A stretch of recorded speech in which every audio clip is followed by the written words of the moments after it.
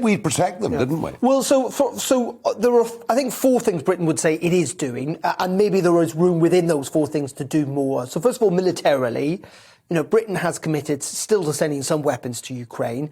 But remember, actually, to be fair to the government here, they were the first European country to start arming the Ukrainian military at the start of this year properly. In retrospect, maybe countries like Germany and others should have been doing that much sooner, and the Ukrainian army would be better equipped. The problem is getting those arms now, because Russia is occupying quite a lot of the land. Obviously, the army themselves are involved in battles. Lots of that military equipment that's already on its way is essentially at the Polish border and is struggling to get across. There are sanctions. And tonight, Liz Truss, the Foreign Secretary, has announced the first set of sanctions against Belarusian individuals, because we know, of course, they're playing a huge part in this war. There is a sense that if things do get worse, and it must be said, the perception here in Westminster is that it is going to get worse than this comes, is that there will be a further tightening of sanctions. Third of all, there is diplomacy. Really interestingly, the Chinese today suggesting that they think they could be part players in all of this. Now, isn't that fascinating? Because the more we put sanctions on Russia, and perhaps ultimately even threaten some of the gas and the oil that they sell to us, the closer it drives Russia towards Beijing, because where else is there to go?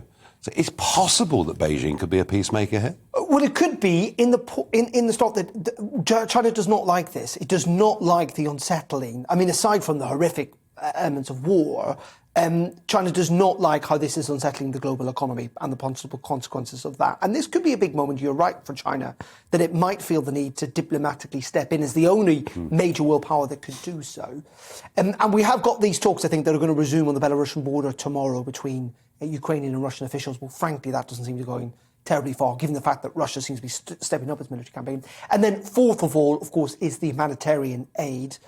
We're looking at millions of people now in the days and weeks to come who are going to either flee Ukraine or need aid inside. The European Union committed 500 million euros, Britain committing a sum of money as well, and obviously that big announcement today on visas as well. So there are 4 things that Britain feels that it could go further on, but, be in no doubts. At this moment in time, there is no sense that there's going to be a no-fly zone, or Britain militarily will do more in terms of direct action. The one thing I would caveat all this with is how difficult things could get, particularly in the capital, Kyiv, if the Russians start indiscriminately bombing civilians. Which we've seen which happened in Chechnya. Which we've seen in Chechnya. Yeah.